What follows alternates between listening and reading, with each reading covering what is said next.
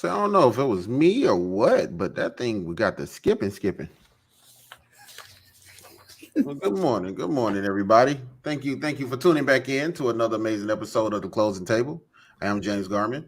This is Daniel White. What do you mean it's skipping? Are we skipping Man, already? I don't It's know. only We it's only skipping. 6:45 in the morning, James. I'm not skipping yet. I don't know, man. I don't know what's going on. Good morning, everybody. Please jump in the chat. Let us know if the stream is okay on your end. I would love to know. Make sure everything is copacetic. Other than that, we are back for another amazing episode, bro. Like I think last week we had a great 2 episodes, Monday and I Thursday. agree. I think they flow really well. I think we got into some real dialogue, and was able to expound on our perspectives a little bit. I'm excited. You have a good Easter. We did, man. We did. Family, grandmas came over, kids came over. You know, as always, got to keep the tradition and stuff. So I made my kids go out there and hunt Easter eggs and stuff. Oh, okay, okay. Yeah.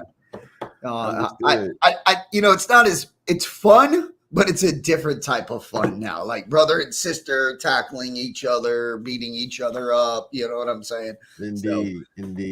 That's awesome. That's great. Yeah, I just how it's gonna be now. Like we're gonna find like eggs that they didn't find when we mow the yard and stuff. Like that, But awesome. You were working. You were working. Yes, I was working, man. I was working. Fortunately, I'm gonna say fortunately, especially with this economy, I was working, bro. My wife was in California visiting the grandchildren for birthdays and everything like that. Like I was telling you earlier before we jumped on the call, I don't like 2-day trips to California because it just throws me all the way off, and it's hard for me to get reacclimated. And if I would have went, I would have made the gym. I would have missed 4 days of the gym. I would have got lazy, laid in the bed for 2 extra hours. So I had to pass up the California trip, unfortunately. Yeah. So we didn't go because we wanted to work out and we wanted to work, and we didn't want to lay in bed for an extra 2 hours. Exactly, because that's exactly what happens every time. I lose my whole track of existence on those 2-day trips.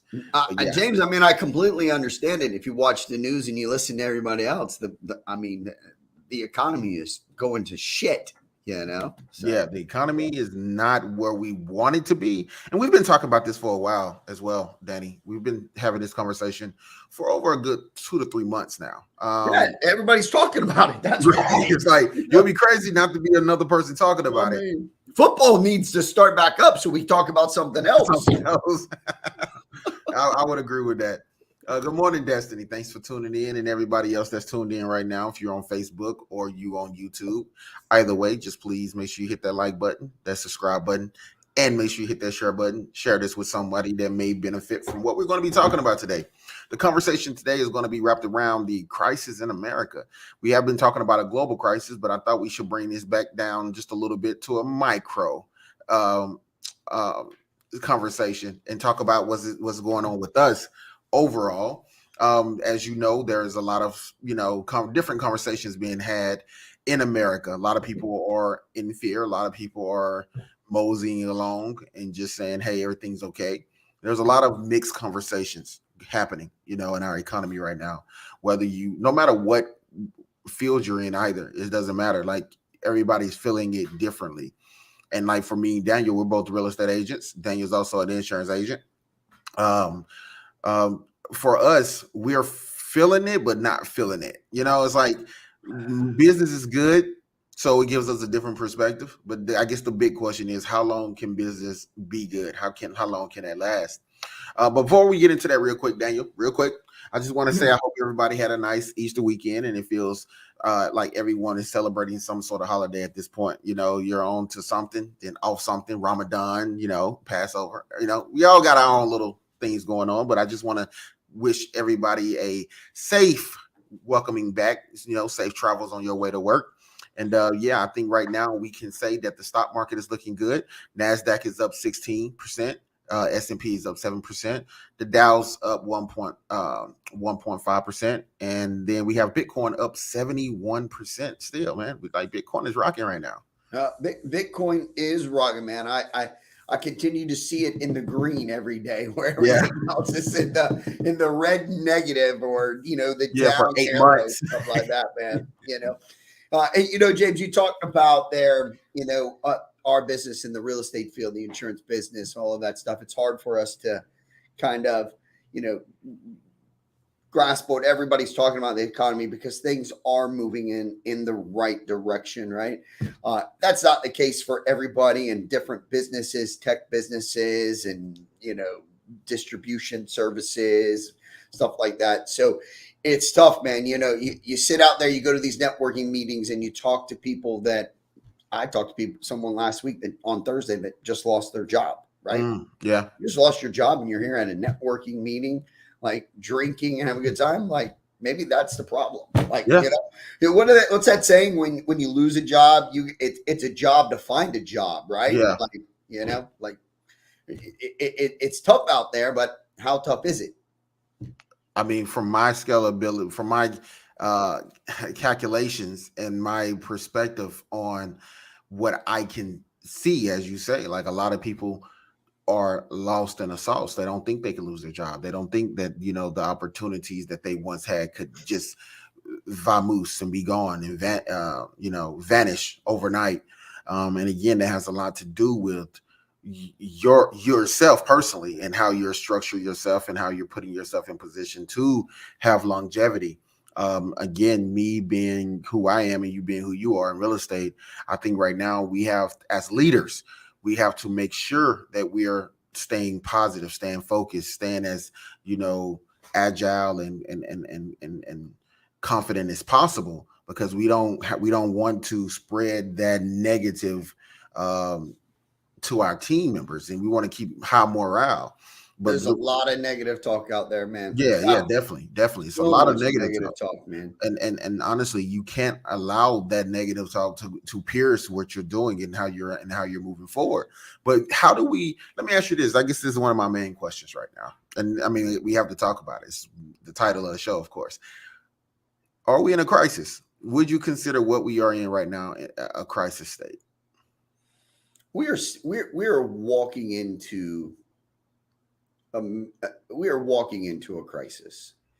When you do all the research and everything that's out there, James, and where we were and the money we were lending at 0% for the longevity of things, what was it, 18 months, 2 years or whatever. And, then you start having rate hikes. People get scared. People get nervous. They start panicking. Obviously, you saw what happened to the bank, right? Everybody ran and started taking their money out, all of that stuff. Then they started talking about, your money is FDIC insured, but it's only up to X amount of dollars. And then you look and see what the FDIC has, in the reserves to pay out, which is not enough. It's not like, how do you justify paying out 9.9 trillion with only 325 billion in the bank? Yeah. Like, how do you justify covering that amount of losses? I just take our real estate market, for example. Let's just take Georgia. Let's just take Florida, because that's what you and I are seeing every single day, right? It's now, I always say 18 to 24 months. It's probably now 24 to 30 months, right? Like, things were just booming, just killing it. Everybody could buy a house. It wasn't as scary as 2008 when I was in the field, right? And people were you just give a hair sample back then and you could buy a house. I mean, James, I will just tell you, on the house that we bought, we walked in, I put $5,000 down. They told me I had to put $10,000 down back on that house. And they ran my credit. They said, wow, that's a pretty good score. They're like, we'll give us $5,000, close in 30 days, and you're good. I didn't hear from them. My wife will vouch for this. We didn't hear from them until probably 5 days before closing. Really? Went in, signed the paperwork. They're like, show us your checking account. You send us our W-2s. We went in and closed on that house. I mean, that's how ridiculous it was. Just that easy. Just that easy, my friend. That's why when we did that, I was like, wow, that seemed way easier than when we bought our house in 2004. That was only 4 years later. You know what I'm saying? Like, you would think we would get smarter as we go on, and we did it from 2004 to 2008. We didn't get smarter, right? Not at all when it comes to the loan business, right? Yeah, and And then we get into where we are now, right? We go through 13, we go through all of this stuff, and the housing market's fantastic. Rates are low. People are refinancing, all of that stuff. It is absolutely beautiful, right? And then, what do you mean? I'm not getting 3% anymore? I have to get 3.5%. Wait, I have to get 4%, 5%. Right. I've always said this. I think now people are understanding or accepting the rate because we have to. We cannot continue to allow lend money at 0%. It's just not. It's not sustainable. Obviously, where we are right now.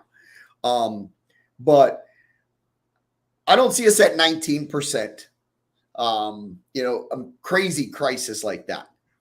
But yes, I do think that we are walking into a crisis. But everybody can rest assured we've been here before. If you look at history, you look at everything. We've walked in these shoes before. We just need to be smart in not prolong this for a long period of time. What about you? I mean, honestly, I would agree with you on everything you just stated, especially with the part when it comes down to we don't need to be sitting in this for as long. We have to accept it. Like the facts are the facts.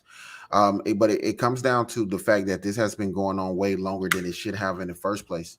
And then they choose the wrong, I think the government, and it's not even the government. I think right now the feds have more control of everything, you know, and it's not a good thing that they have as much control. And it's not the first time that the American people have had an issue with the feds having as much control.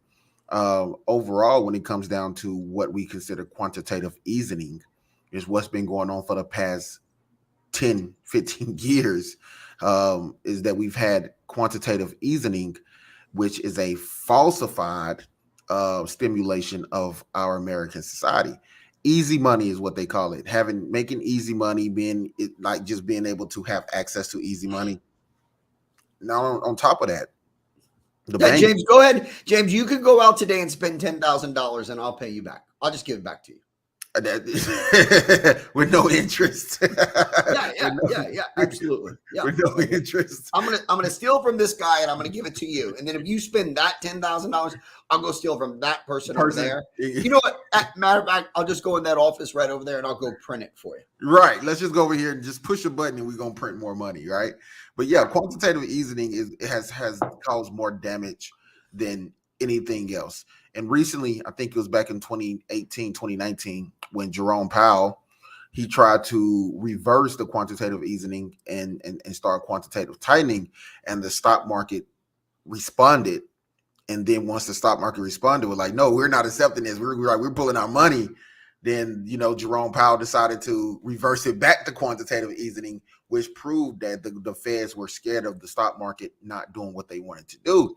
So now we have bankers and other people taking advantage on a whole nother level at this point. Like at this point, we have bankers creating their own structure. When the quantitative easing where it was, it technically should still be there. Right now, if quantitative easing was still happening, and when it was happening, even when Trump was in office, we should have been spending more money on infrastructure. We should have been building more bridges. We should have been building more schools. We should have been building more highways and railroads, whatever we needed to impact our structure and make our structure bloom the way it should have. That was the reason that quantitative easing was in place in the first place. But now we didn't take advantage of that interest-free money. Now we're back up to 4, 5, 6, 7, 8%. And now it's going to cost even more to build our infrastructure the way we need it. So yeah, I think we're in a crisis, man. To answer your question, I think we're in a crisis. I think we're in a crisis to the extent that a lot of people are going to suffer. A lot of people are going to find themselves on that 13th floor. And when I mention the 13th floor, if you're familiar with any time I've had that conversation, the 13th floor, you see things starting to fly out. And I'm not talking about furniture. It's like it's going to be a devastating time for a lot of people because unemployment rates are going to spike in here in the next, I'm assuming the next 6 to 8 months. We're going to see a lot of people getting laid off, getting fired, because it just makes more sense for them to stay at home versus go to work. James, I just, we didn't even talk about this, didn't text back and forth on this as well. You just said it, right? I just got a notice I was doing some research about like the Tampa market and stuff like that. Normally, like I normally do in the morning Right. and everything. Mhm. Eviction filings are up, Are up. are up, are up. Right? I mean, rent rates went up so high. This was only expected. I had a conversation yesterday with somebody that's making, their monthly payments $1,200 a month, their mortgage payment, and they're like, "Well, I'm thinking about selling the house and all that." And I'm like, you can't get a 3-bedroom, 2-bath, 2-car garage on a half acre for $1,200 anywhere in the United States. Nowhere. Nowhere.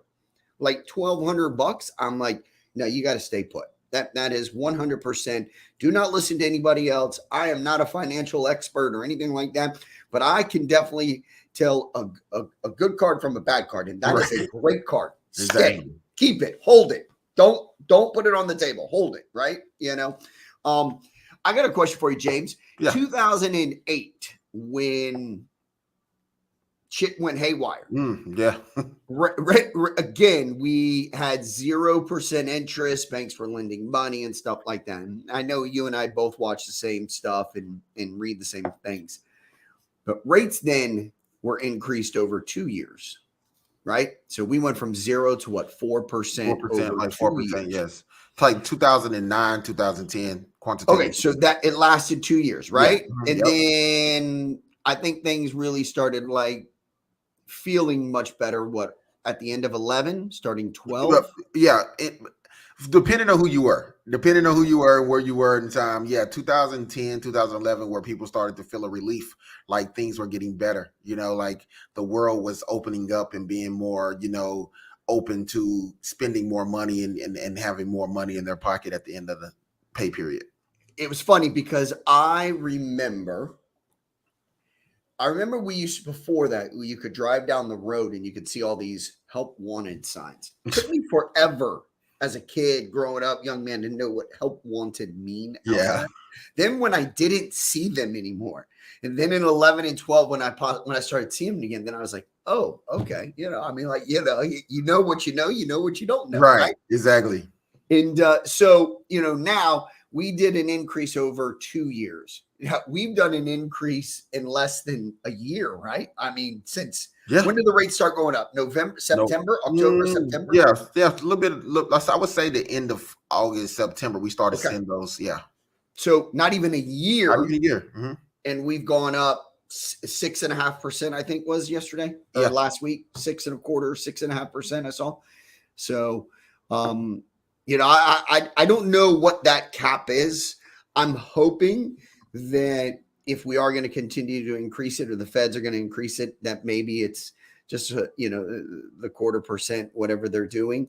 I would definitely hope that during the summer when people are traveling that want to travel, right? Like, I mean, people need breaks and stuff like that, need to go somewhere. Don't, if you can't afford a Hawaii right now, don't go to Hawaii, right? But I agree. But people need 2 days, 3-day weekends away with their family and stuff like that. So hopefully maybe we'll see something hold tight during the summertime so that people can travel. I know that DeSantis just did something for Florida, and I want to confirm it, but it was like $15 billion tax credit. It's like 15 weeks he's doing for us. So people will travel to Florida, buy clothes, buy things, stuff like that, like tax-free. Right. And see, that's just more quantitative easing happening. The government, this is something they're not talking about. The government, not the government, but the Feds just pretty much added $300 billion more to their balance sheet. That's quantitative easing. The thing about quantitative easing, though, Danny, and I think one thing that I'm assuming a lot of people aren't familiar with is the 2000, go back to the 2010, 2012, the Obama era. When Obama was in there, he gave out an $800 million stimulus package. That $800 stimulus package pretty much didn't help American people, like the working class American people. It pretty much stimulated the bankers. And pretty much what happened during that quantitative easing is the Feds bailed out, again, these big banks. When they bailed out the big banks, they was hoping that the banks would start lending money to the American people, giving them more loans at a lower rates for mortgages. That would be the goal, to help stimulate the economy. No way. Tesla came out with a brand new car. They got to go buy it. Of course. you know. But what the banks did, instead of using that money to loan to the American people for mortgages, they just assumed that it'd be more profitable for them to invest that money themselves. Like, why should I give the money to Danny?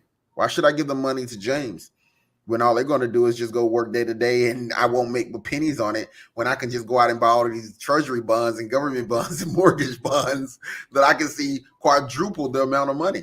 So the bank stopped lending money. The bank stopped lending money, but they had zero interest on the money that they had, you know? So at that point, they just doubled down on the type on the same scenario that they just got, you know, us in this situation with. They just doubled down. They just spent more money.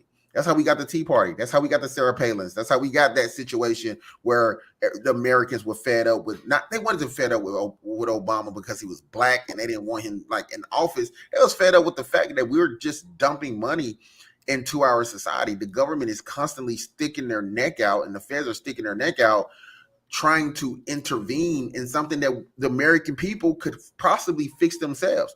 James, that's why I said, was it Thursday or last Monday? That's why I said, man, his 4 years, I just had this conversation with my daughter this weekend. Like, his last 4 years, he could have just done so much more. He could have just done what he wanted to do, really. I mean, he really could have, like, just put his foot down and said, this is it, guys. You're going to deal with me for the next 4 years. And it is either you're going to work with me or your life's going to be hell. Right. And I think that he dropped the ball. I really do. And I feel like this. I feel the same way right now with Biden. I feel like Biden is not aggressive enough on implementing some structure with these bankers. That's why he's talking about, don't worry, it's not going to fall on the tax people to bail these banks out. We're going to figure something out. How is this not going to implement the smaller people? I just would not want to be in either one of their shoes right now. like it's crazy. I mean, we are now in a position where our American society could be losing on a global scale. Now, that's scary. I mean, I'm not saying it's going to happen today or tomorrow, but you got to realize with this quantitative easing, we might not feel it, but our grandkids, our grandchildren are going to feel it. They're going to have to repay that back. They're the ones who are going to have to take the big brunt of this decision that we made to slow down and speed up our economy. Easy money at this point is killing our society. Nobody's really working for success anymore. Nobody really have to do anything to be rich. It's just money out here just being given and given and given. And I'm not saying that's a horrible thing, but I don't think it's a great thing at the same time. I don't think there's no happy medium. Technology has really shifted how people make money, and it's making it a lot more difficult for us in the long term. I agree with you, James. I agree with you. You know, the printing of money, the handing out of money, we really need to get. I know it's nice, and I know certain people need it, put food on their tables and all that stuff, but we really have gotten away from, hard work, dedication.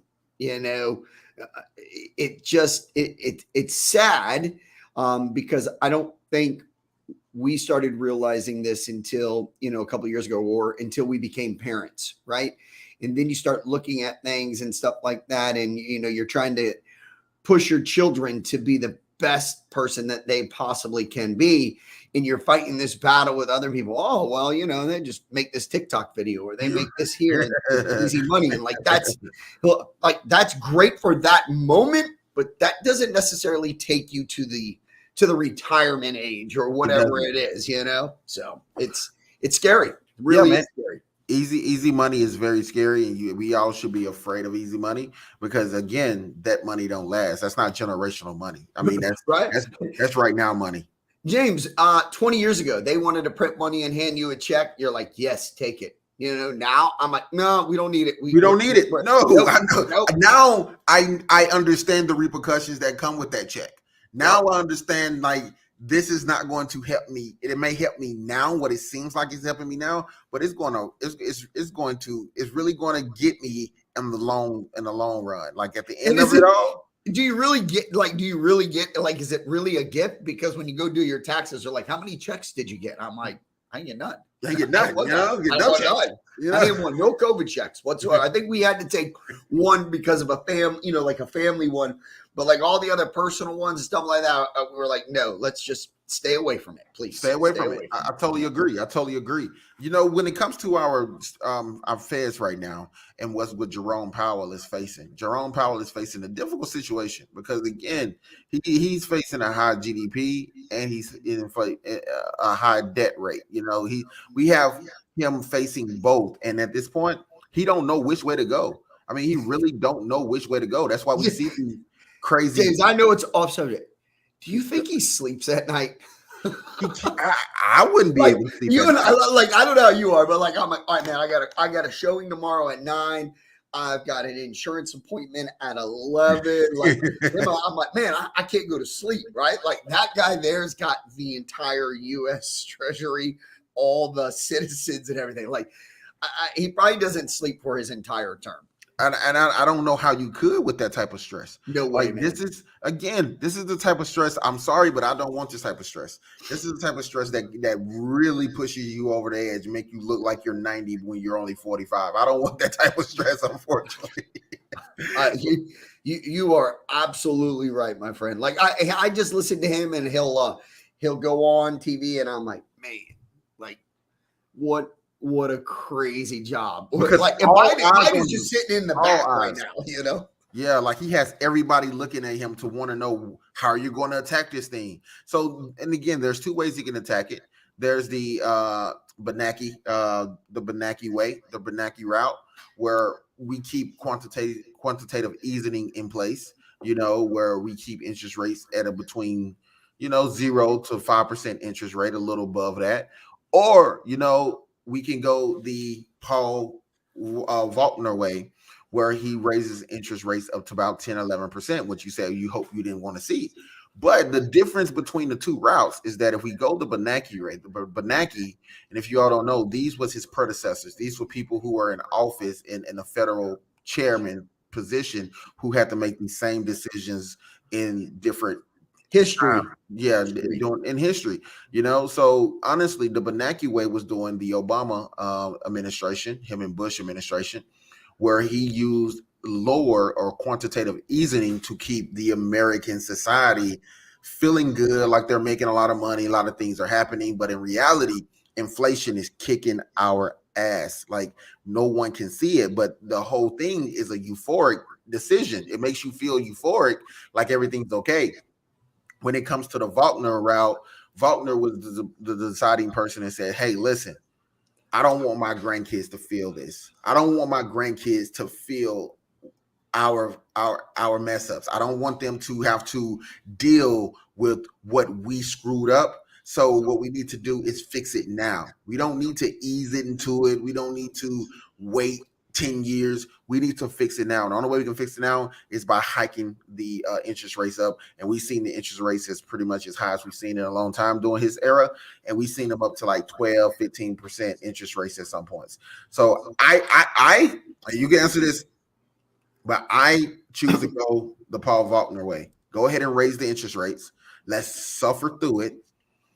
Teach people not to stop spending so much damn money. I know you say you think people should go out and have vacations.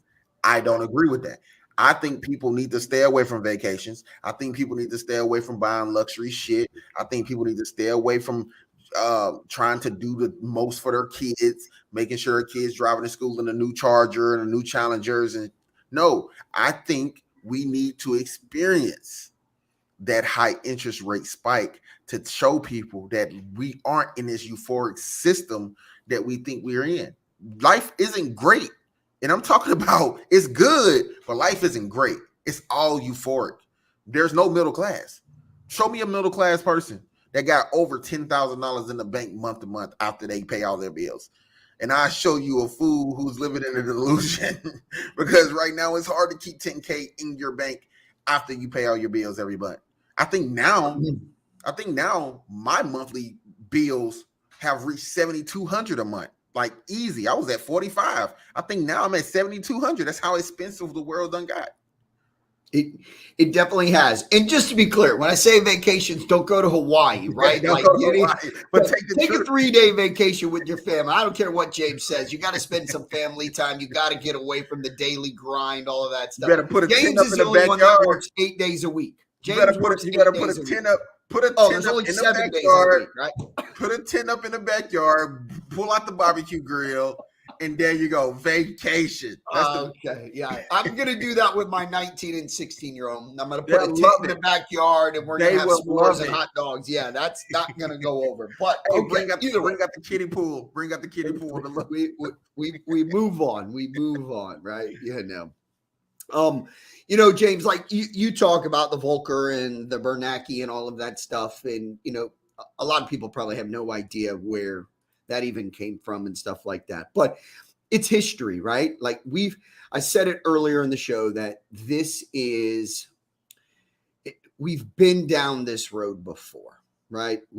But does America learn from their mistakes? That's what I'm saying. Question. That's kind of where we are right now. Like that's the question. Do America learn from their mistakes?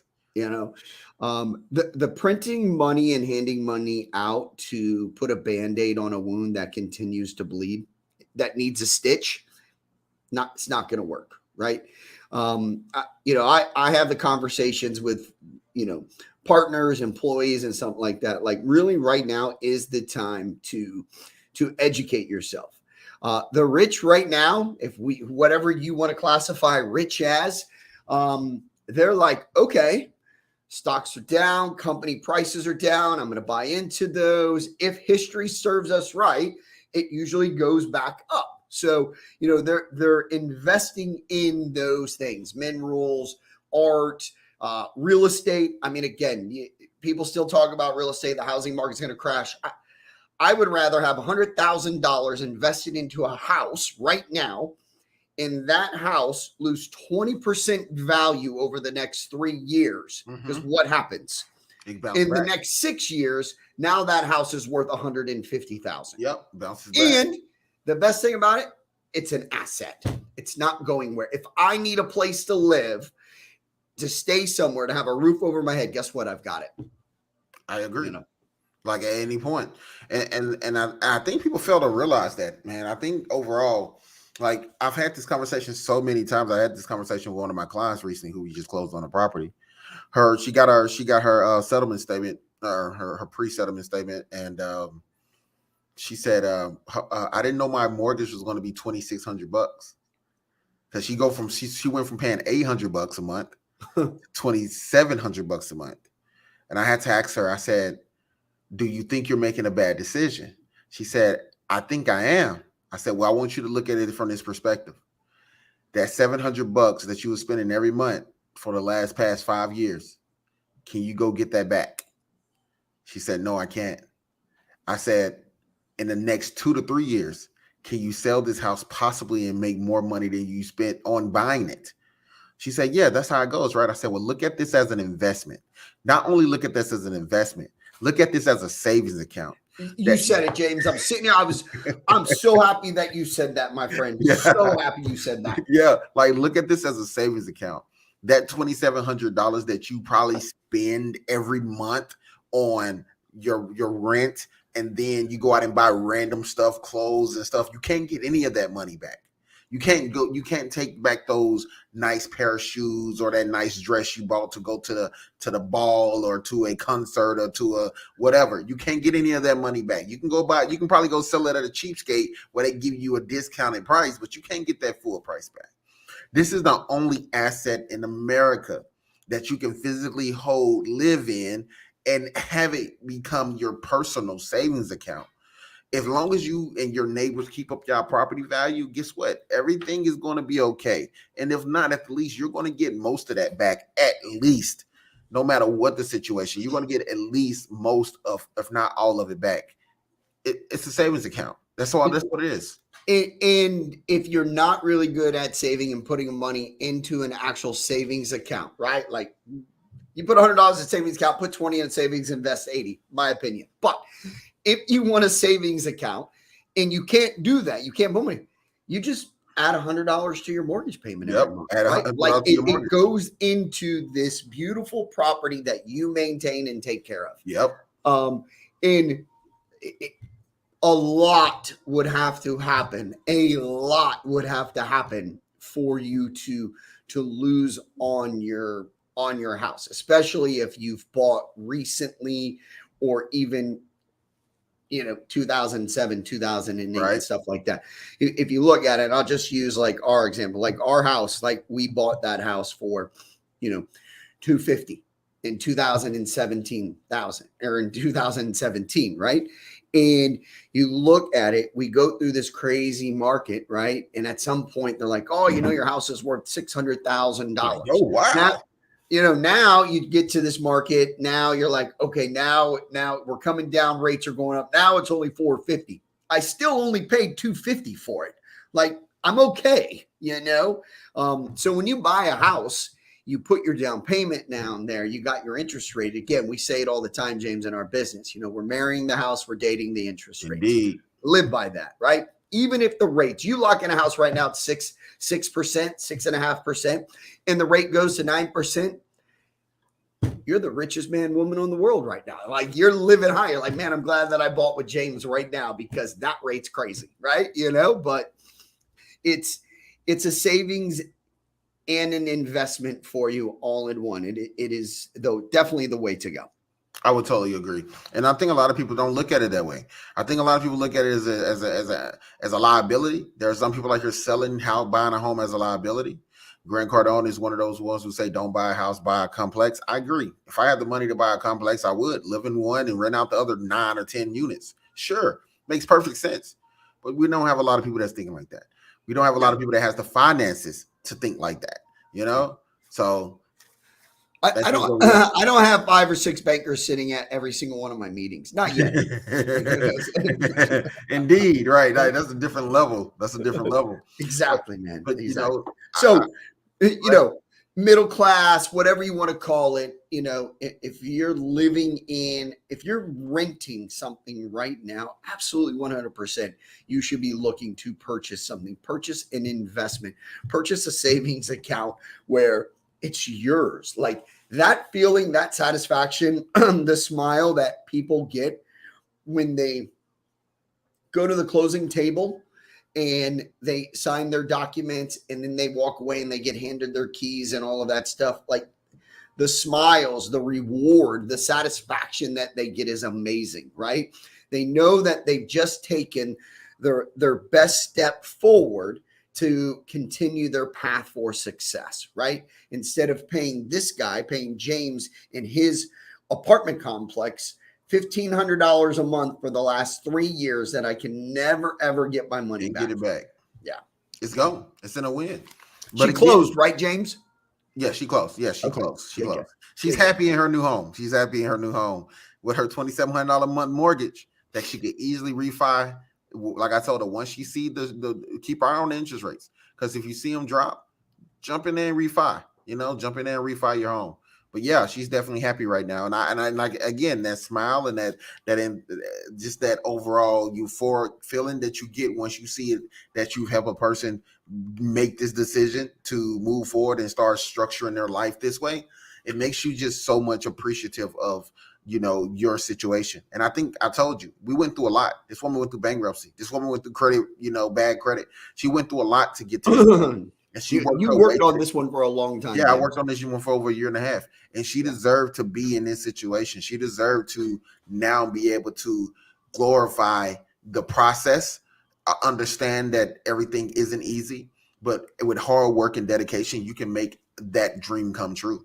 And again, I'm one of those people now that I don't go buy cars and I don't drive cars to say I got a nice luxury car. I need that luxury car to be able to make me more money. I don't go buy houses just to say I'm buying a house and I want a house in Barbados. No, that house needs to be able to make me money in some form of fashion. That needs to be somebody's vacation property. Needs somebody rent something. But I can't just be buying stuff just to be buying stuff. Like, you won't see me going out buying new suits. You won't see me eating at the 5-star restaurants that I was eating at maybe 1.5 years, 2 years ago. I know we're in a world right now that is changing, and at some point All of this is going to speed up. It's going to speed up, and we're going to be headed right into a brick wall. And I want to make sure that I'm not the test crash dummy that's sitting there with no seatbelt on, with no, without a parachute. I'm not jumping out of this airplane without a parachute. That's what I'm saying. Like, for me, I'm just looking at it from a different lens. James, we've been crash dummies once or twice already in our life. We have. I refuse to be a crash dummy again. Absolutely. And that's a great analogy, a great way to look at it, right? Because if you are at the ages of 35 to say 50, you've been through 2 or 3 of these already where it's like, oh my God. And if you didn't learn from the first one, you're just young-minded, right? Like, it just happens. Right. You're living paycheck to paycheck. Right. You've got a young family. You don't care about those things. Second one comes. You're like, man, I really missed the boat on that one. Well, we're here again, ladies and gentlemen. And, there is opportunity out there to come out of this reset that James and I call it, and be looking at it like, all right, I took advantage of that. Like, that feels pretty damn good. Okay. So get yourself an educated financial advisor, someone that you trust. Get yourself a realtor. If you don't have a house, if you're in Georgia, call James and his wife. If you're in Florida, call me and the partners here. And there is a great opportunity out there, but we also need to pay attention and educate ourselves on what is going on right now. I totally agree. And again, majority of us as American people are sitting back with our feet up, thinking that everything's okay. Yeah, interest rates are high, but it's fine. It'll blow over. Yeah, it's going to blow over. I agree. It's going to blow over. But then is it going to go back? Like, it'll blow over to go back. Like, we are in a bouncing house of back and forth type of, conundrums where things are okay, things are bad, things are bad, things are okay. It's like we are going to continue to see these phases play out over and over. Like, mentally, I think you have to position yourself so that you're not one of those people who thinks everything's okay all the time. Start preparing yourself for the harder times, even if it get easier. Prepare yourself like it's going to get worse. Prepare yourself like it's going to get even like benign to even think that it's okay to go out to eat. I'm just saying, I don't want you to starve, but think about better ways to use and spend your money, because a lot of times we get caught up in the facade that, hey, I got this extra $2,000 in, I can go pay off. I don't think this is the time to pay off debt. Me and Bernadette have this conversation all the time. Let's pay off this bill. Why? It's a $35 a month bill. You want me to give up $3,000 to pay off of $35 to save $35 a month? How does that make sense? How does it make sense for me to spend $3,000 right now to save $35 a month? No, I'd rather save my $3,000 and just pay the $35 a month. At this point, I'm looking at debt as a benefactor, not a issue. I'd rather just keep my debt and then just hold on to my big finances at this point. Well, I mean, as long as you're paying your mortgage payment every month and you're paying your insurance and you're doing all of that stuff, you're always going to have a roof over your head, right? Electric bill, all of that stuff. The scary thing for people that have debt right now, James, though, interest rates like on credit cards, I don't know, what are they, like 19%, 26% if you're doing monthly payments on it. Mm-hmm. I mean, that if that doesn't scare you, right? I mean, that should scare the living, out of you. But when you see a 6% on a house, 6.5% on a mortgage, and you're questioning whether to buy a house, we need to have a serious conversation. Actually, we need to make sure that your head is on your shoulders. Exactly. What we need to do. I totally agree, because there's no way that you're afraid of a 6% interest rate on a house that's technically a savings account, but you're totally fine with a 21% APR on a credit card or a 16%, 19% APR on a car, or not even that, a refrigerator, or house furniture or whatever else you're going out there to, dump your finances in and claim that you're going to finance this and finance that. I'm not okay with it.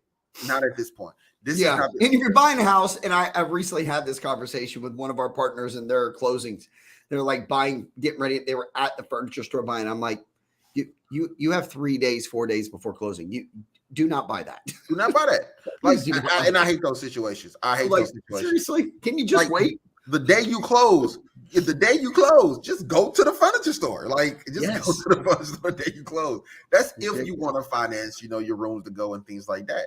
But overall, Daniel, I definitely think that we are now in a tough situation. I think America is in a crisis, but nobody knows that we're going insane. I don't think anybody understands how insane we have gone financially.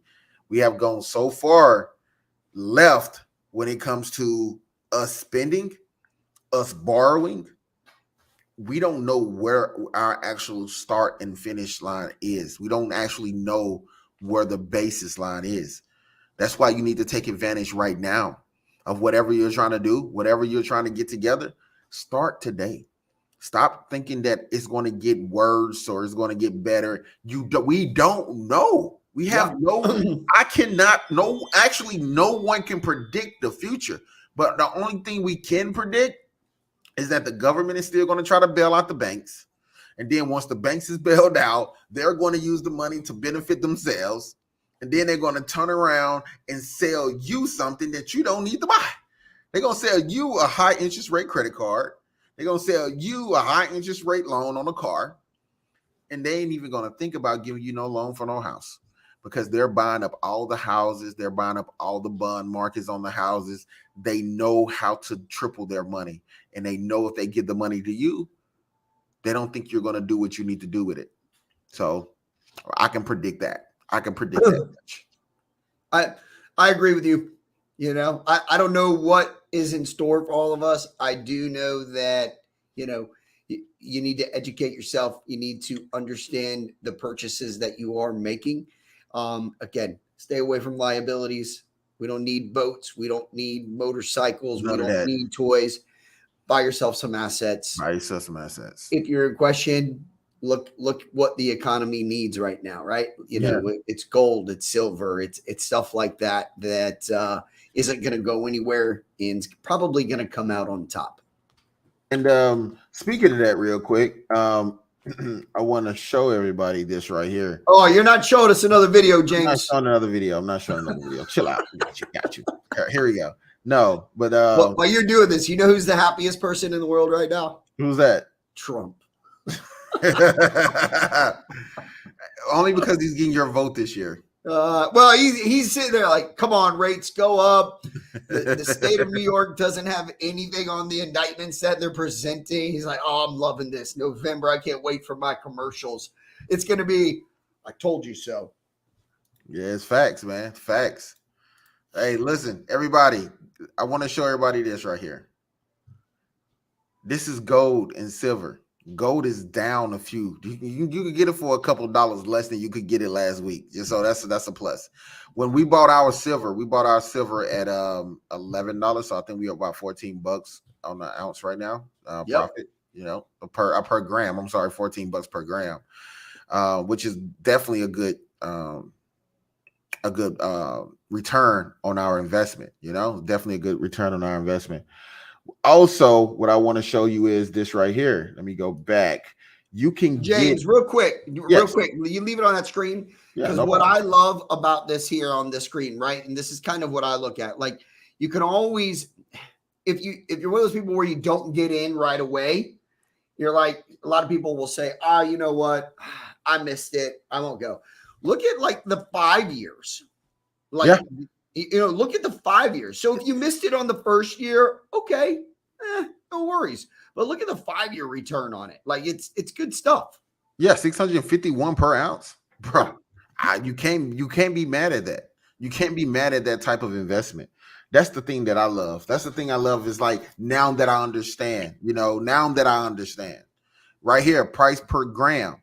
If you can start buying your gold in price per gram, you can get it between $64 and $100, depending on who you're getting it from. So great time to purchase gold ounces, gold grams right now. And I was going to go here because there's a gold gram. You can buy them in grams. Let me just, I forget where it's at, but you can buy them in Right there. grams. Um, oh, here they go, right here. Places like this right here. You can buy these little grams of gold right here. You see this? You can get these little grams of gold for this price, $82 a gram. It's a great deal. You want to start thinking about investing in this. We just spent about another 1,500 on a shipment, so we got about another 1,500 of gold coming. You know, you want to make sure that you're investing in your metals. Like, don't neglect this. Do not neglect this at all. Okay. So that's all I wanted to say, man. These are type of investments people should be thinking about. These are the things you should be investing your money in. You get an extra $200. Go here and buy you two. Go buy two. How's it going to hurt you to go buy 2 grams? It's not. Yeah, it's not going to hurt you. It's not going to hurt you. It's an investment, everybody. It's an investment. Yep. It's a savings account. Start backing your money. Start having some tangible stuff to back your money. Now, you can't take this little gold bar to Kroger's or Walmart and say, hey, not yet. Not yet. You know, I got $82 worth of gold here. James, it may be a good idea that we could sit out front and be like, we'll buy your gold from you. I mean, they come to your house and buy your necklaces and everything, don't they? Yeah, like if you want to go into the grocery store and you need to transfer your gold now, we sit out front of the store and say, we'll take it. We'll take it. At a discounted price, though. Discounted price.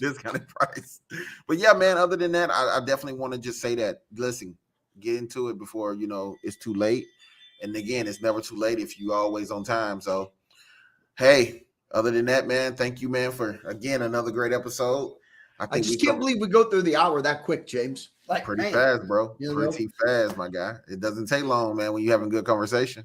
I'll tell you what, there's not a crisis on this show. We will see everybody on Thursday. Indeed, and Thursday, the closing table. Again, I'm James Garman.